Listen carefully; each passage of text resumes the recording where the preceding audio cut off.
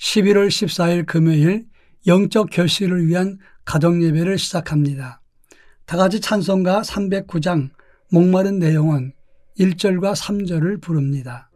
목마른 내 영혼 주가 이미 허락한 그 귀한 영생수 주용할 만합니다. 그 약속 따라서 힘써 간구하오니 오 주여 내게도 어서 들어주소서. 예수의 사랑 예수의 사랑 바다 물결같이 내게 임하니 영광의 물결에 온전히 쌓여서 내 영혼의 기쁨 한량없도다. 그해의 소낙비 지금 흡족히 내려 구원의 큰 강물 흘러차고 넘쳐서 내 추한 모든 죄 모두 씻어버리니 나 지금 은혜를 충만하게 받았네. 예수의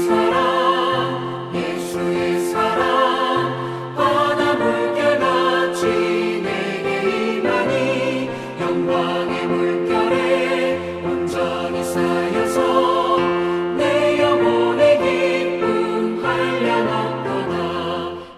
이 시간 우리에게 주시는 하나님 말씀은 사무엘하서 21장 10절로 14절 말씀입니다.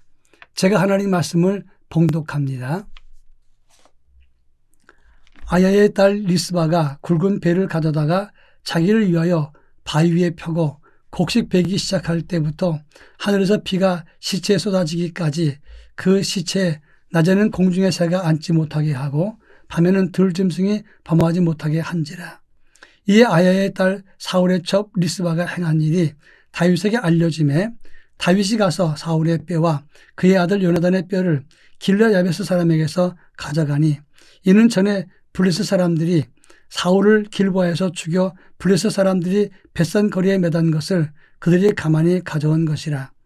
다윗이 그곳에서 사울의 뼈와 그의 아들 요나단의 뼈를 가지고 올라오매 사람들이 그 달려가 죽은 자들의 뼈를 거두어다가 사울과 그의 아들 요나단의 뼈와 함께 베냐민 땅 셀라에서 그의 아버지 기스의 묘에 장사하되 모두 왕의 명령을 따라 행하니라. 그 후에야 하나님이 그 땅을 위한 기도를 들으시니라. 아멘. 우리가 믿음 생활을 하면서 열심과 충성스러운 믿음을 가졌는데 열매가 없고 오히려 전보다 더 문제가 꼬이고 어려움이 계속되는 경우가 있습니다. 왜 그럴까 이런 고민이 생기는데 오늘 본문의 말씀은 우리가 믿노라고 하면서 숨겨놓고 해결하지 못한 허물 때문에 그런 것이 아닌가 이 말씀을 통해서 생각해야 된다는 것을 가르쳐주고 있습니다. 우리가 읽은 본문의 말씀은 다윗 시대 때 압살롬의 반란이 있기 전에 사울의 손자 무비보셋을 찾은 직후에 생긴 일을 다루고 있습니다. 이때 이스라엘 땅에 3년 동안 기근이 계속됐습니다. 모든 사람들이 큰 고통을 겪고 그 고통 중에 하나님께 아뢰었습니다. 그때 하나님 말씀하시기를 사울이 기드온 사람을 죽인 일로 인해서 이런 재앙이 생겼다고 말씀했습니다. 기브온 사람들은 아모리 족속의 계열의 사람들입니다. 여호수아가 가나안 7족, 헷 족속, 아모리 족속, 가나안 족속, 브리스 사람, 히위 족속, 여부스 사람들을 무찌를 때 그들은 먼 곳에서 온 사람처럼 하고 이스라엘과 화친하기를 원했습니다. 그러면서 말하기를 우리는 너희의 종처럼 살겠다 이렇게 해서 남은 사람들이 기브온 사람들입니다. 그때 여호수아는 하나님의 이름으로 그들을 보호하겠다고 약속을 했습니다. 그런데 사울 왕이 이방 족속들을 다 내몬다고 했을 때 이 기브온 사람의 일부 한 무리를 죽였던 것입니다. 하나님의 이름으로 보호를 약속했는데 사울 왕이 그들을 죽이게 되니까 하나님이 진노해서 3년 동안 그 땅에 기근이 왔던 것입니다. 다윗은 기브온 사람들에게 어떻게 너희에게 보상하랴 물었습니다. 그때 기브온 사람들은 이것은 은금으로 해결될 문제가 아닙니다. 우리를 죽게 한 사람의 후손 7을 우리에게 주어서 처리하게 해달라 그렇게 말했습니다. 다윗은 그 요청을 들어주었을 때 재앙이 그쳤다는 것입니다. 이 본문이 주시는 교훈이 무엇인가를 함께 나눠보겠습니다. 먼저 이스라엘 민족이 하나님의 이름으로 기분과 약조한 것을 사울이 깼고 이스라엘 백성들이 은근히 그것을 덮어놓고 말하지 않았습니다. 하나님은 이것을 지적했다는 것입니다. 여기에 중요한 포인트가 있습니다. 분명히 죄를 짓고 허물된 죄를 지었으면 회개하거나 그리고 그것을 해결해야 된다고 하는 것입니다. 그런데 해결하지 않고 은근히 덮어놓고 백성들도 자기 일이 아닌 것처럼 모른 척했다는 것입니다. 하나님은 바로 이 점을 지적했던 것입니다. 하나님 앞에서 저지른 죄나 그리고 허물은 은근히 덮고 모른 척한다고 없어지는 것이 아닙니다. 하나님께 서운한 것이 있으면 그것을 지키지 못했다면 지키려고 애를 써야 되는데 이것도 시간이 지나면서 모른 척하고 덮어버리면 안 되는 것입니다. 이런 문제가 남아있을 때 하늘문이 닫히는 경우가 많습니다. 따라서 이런 것들을 먼저 해결해야만 영적인 결실이 있게 된다는 사실을 알아야 되는 것입니다. 그런가 하면 다윗은 7사람을 넘겨주었는데 사울의 첩이었던 아야의 딸 리스바가 낳은 두 아들 알모니와 무비보셋을 넣었고 사울의 딸 메라백에서 난 자 아드리엘의 5 아들 이렇게 함께 처형을 시키게 되었습니다. 그러나 무비보셋은 다윗이 요나단과 약조한 것이 있어서 제외를 시켰습니다. 남은 사람들이 처형되자 리스바는 곡식 베는 4월 중순부터 이른비가 내리는 10월까지 그 노출된 시신을 보호했다는 것입니다.